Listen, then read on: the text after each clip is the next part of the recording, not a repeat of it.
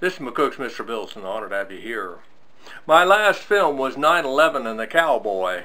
It was a Twilight Zone story, if you will, insomuch as I made that and wrote it up 2 weeks after 9/11, of a possibility of what would have happened if a cowboy had been on that plane and stopped those terrorists.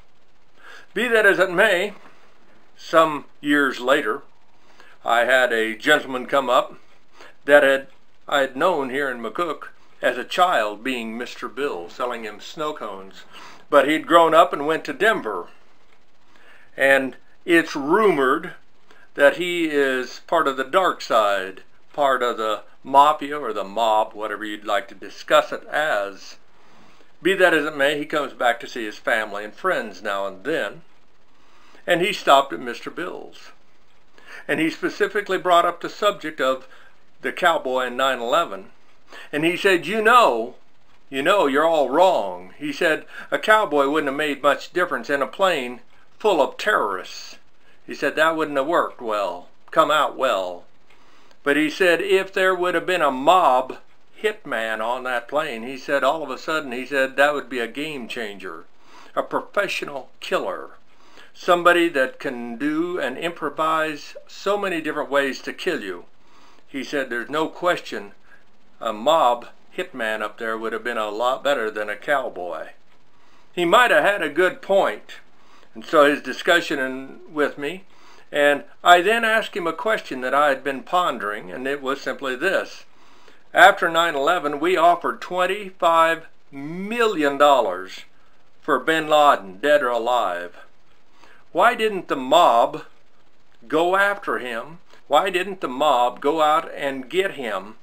If nothing else, brownie points and $25 million in their pockets isn't chump change. Without question. I think that would have been an excellent thing for them to consider doing. He said, funny you say that, because he said the mob did exactly that. After 9/11, they offered the government of the United States that they would get bin Laden. Not they'd go after him, but they'd get him. And they'd have it done within 6 weeks. They would have bin Laden, dead or alive, whichever way they wanted it, for that $25 million. And they said, and if you want, we'll kill all of his wives. He had 50 wives and 100 children. We'll kill all them. We'll throw that in for free. And the government said, stand down. Stay away from it. Leave it alone. You're not to touch bin Laden. Because if they would have, the war would have never come to be, Gulf War or Gulf II, and our present continued conflict losses continually in the Middle East, and the trillions of dollars that we've spent, none of that would have had to happen. Or the thousands of body bags that came back, or men mentally or physically broken for the rest of their lives. Absolutely. And it could have been done for $25 million by the mob. Yeah. Now there's the question. Why didn't they do it? Thank you for your time.